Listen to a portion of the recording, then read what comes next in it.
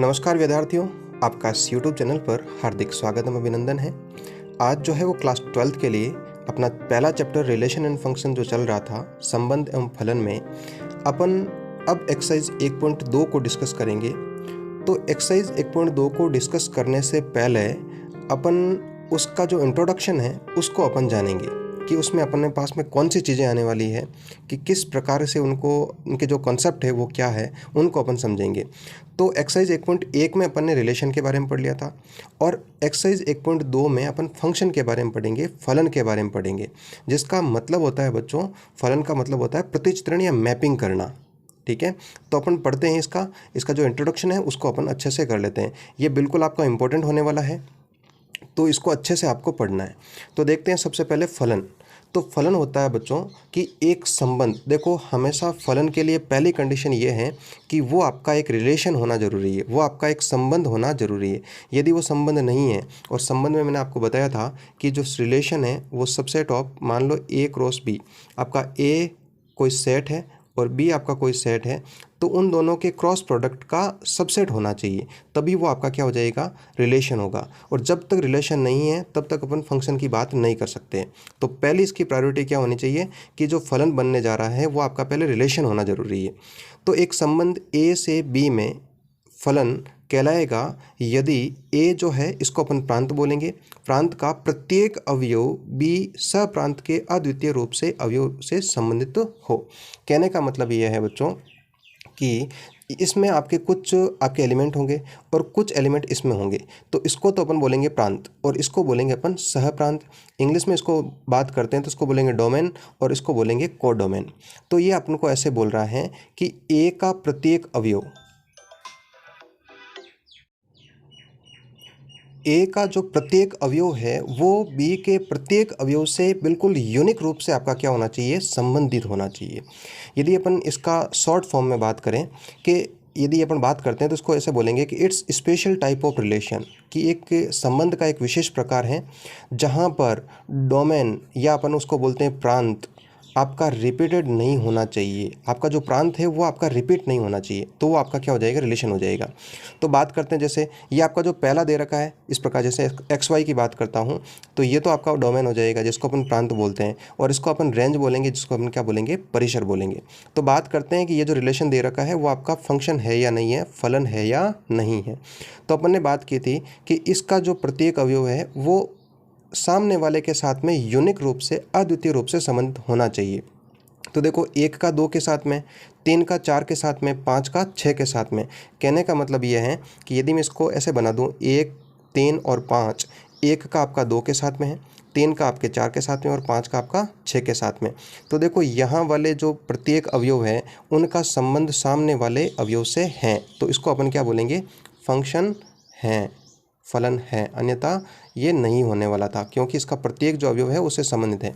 इसकी बात करें तो जैसे देखो, ये 1,2, 1,3 और 2,5, यदि मैं इसका वेन डायग्राम बनाऊं कि 1 और 2 आपका इसमें ए में है और बी में देखो आपका क्या हो रहा है, 2, 3, 5 है, तो 1 का जो संबंध है 2 और 3 दोनों के साथ में संबंध है। जब अपन ने क्या बात की थी कि ए के प्रत्येक अवयव का बी के प्रत्येक अवयव के साथ में आपका संबंध होना चाहिए, लेकिन यहाँ तो क्या हो रहा है, रिपीट हो रहा है। 1 का 2 के साथ में भी है और 1 का 3 के साथ में भी है, तो ये आपका फंक्शन नहीं है। समझ में आ गया होगा मेरे हिसाब से अच्छे से आपको।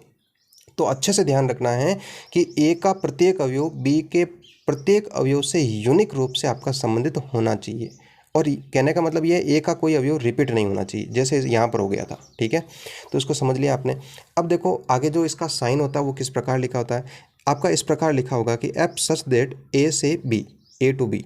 तो जो ए है उसको अपन बोलेंगे डोमेन या प्रांत बोलेंगे, और जो बी है उसको बोलेंगे को डोमेन या सह प्रांत बोलेंगे। ठीक है बच्चों, तो बात करते हैं कि प्रांत आपका क्या है।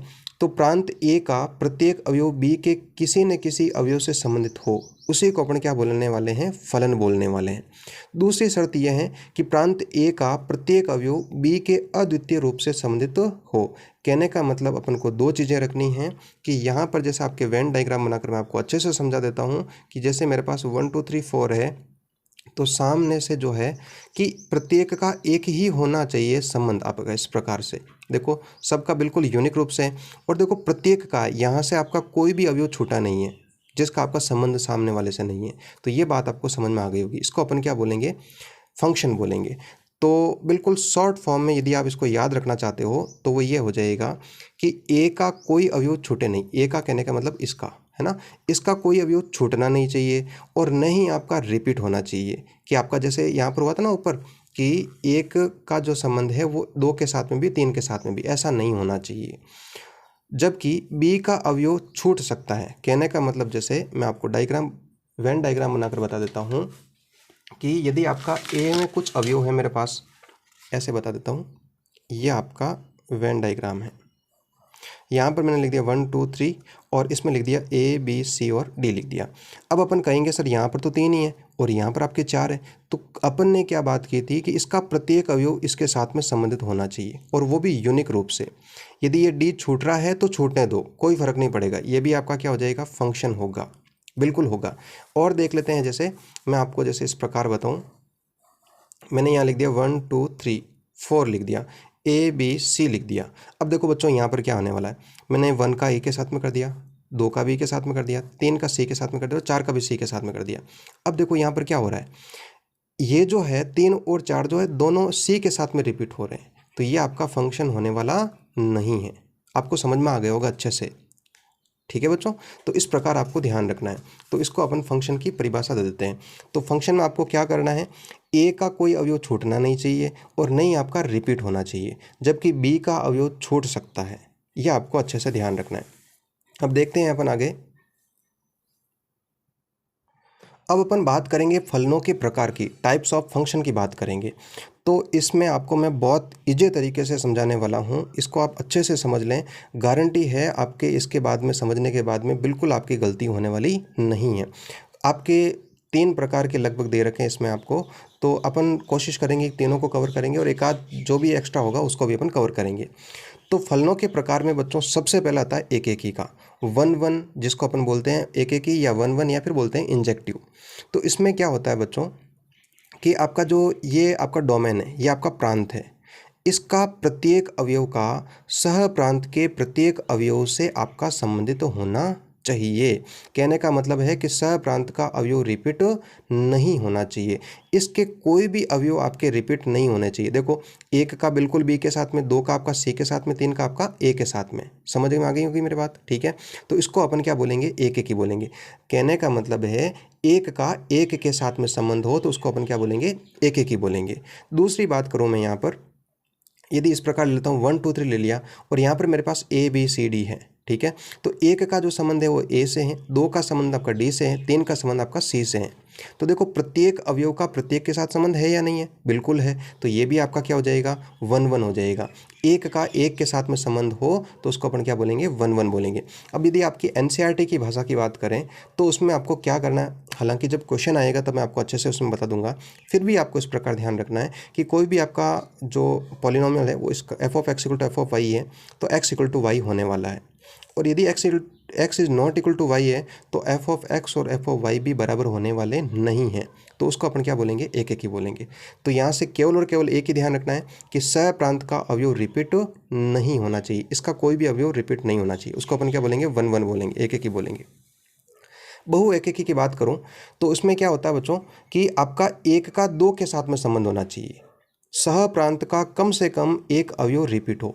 ये जो सामने वाला बैठा है वो सह प्रांत होता है, इसका एक जो अवयव है वो आपका रिपीट होना चाहिए। जैसे मैंने बोल दिया 1 2 3, देखो इधर तो आपका रिपीट होने वाला नहीं है, यदि हो गया तो फंक्शन भी नहीं होगा। तो इधर तो रिपीट होने वाला नहीं है। यदि सामने पर रिपीट हो रहा है तो उसको अपन क्या बोलेंगे, बहु एक ही बोलेंगे या मैनी वन बोलेंगे। अब कैसे, जैसे इसका संबंध बनेगा इस प्रकार मैं बना के बता देता हूँ आपको।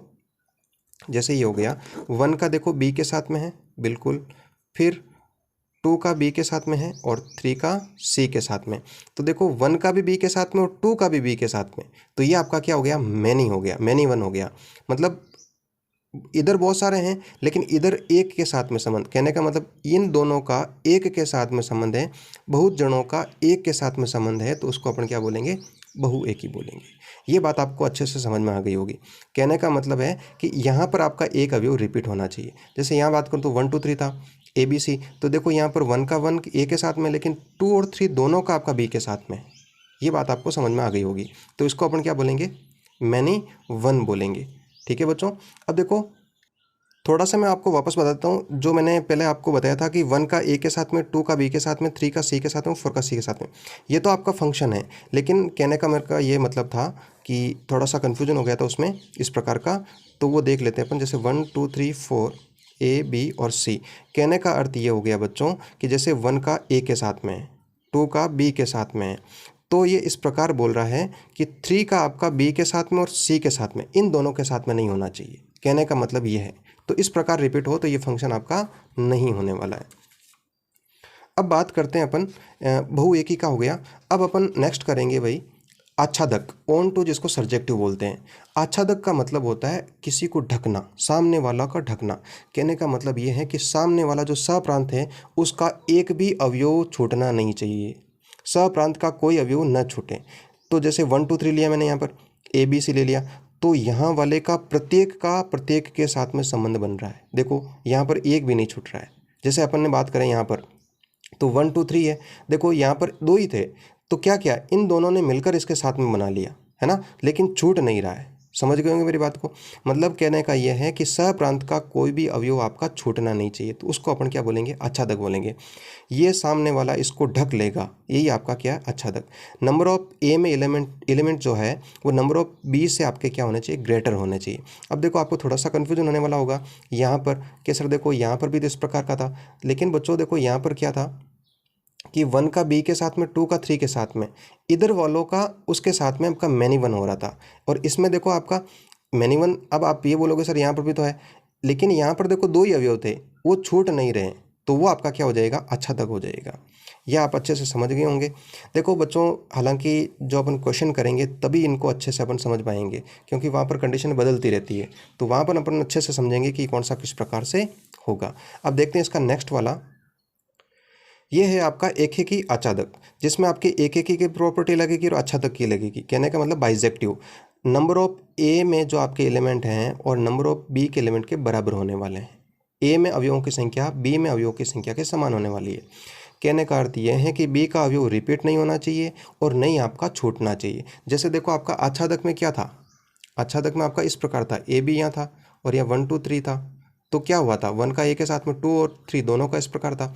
लेकिन इसमें क्या बोला कि बी का अवयव रिपीट नहीं हो। अब देखो यहाँ पर तो बी का अवयव रिपीट हो गया, इसका मतलब ये आपका एक ही आच्छादक नहीं होने वाला है। यदि ये केवल आच्छादक की बात करते हैं तो ये आच्छादक हो जाता, लेकिन ये एक ही नहीं होगा, क्योंकि 1 का 1 के साथ में नहीं हो रहा है। तो इसमें जितने एलिमेंट होंगे उतने के उतने उसमें एलिमेंट होंगे और उसका प्रत्येक का इस प्रकार का संबंध होगा, तो उसको अपन क्या बोलेंगे, एक ही आच्छादक बोलेंगे। अब एक आपका बहुएकी आच्छादक है, हालांकि आपका इस प्रकार का सिलेबस में नहीं दिया, फिर भी मैं आपको बता दे रहा हूँ।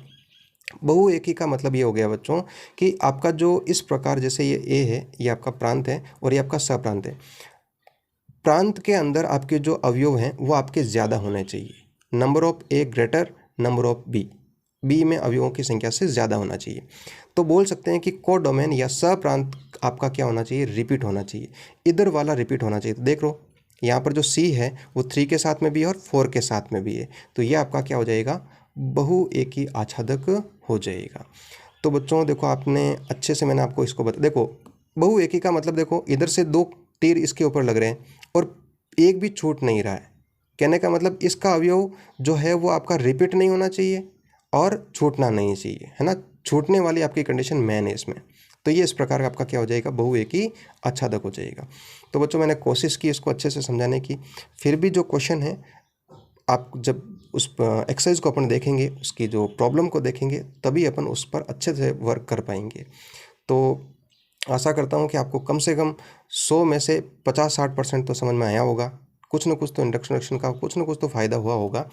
तो आशा करता हूँ कि आप 1-2 बार इस वीडियो को देखें, समझें, क्योंकि फंक्शन का चैप्टर इतना आपका हार्ड होता है कि बच्चे छोड़ ही देते हैं इसको एग्ज़ाम के लिए, लेकिन फिर भी मैं आपके लिए कोशिश कर रहा हूँ, तो इसको साथ साथ में आप मेहनत करें। बाकी वीडियो अच्छा लगा हो लाइक करो, शेयर करो और चैनल से जुड़े रहो और चैनल को सपोर्ट ज़रूर करें। Thank you very much.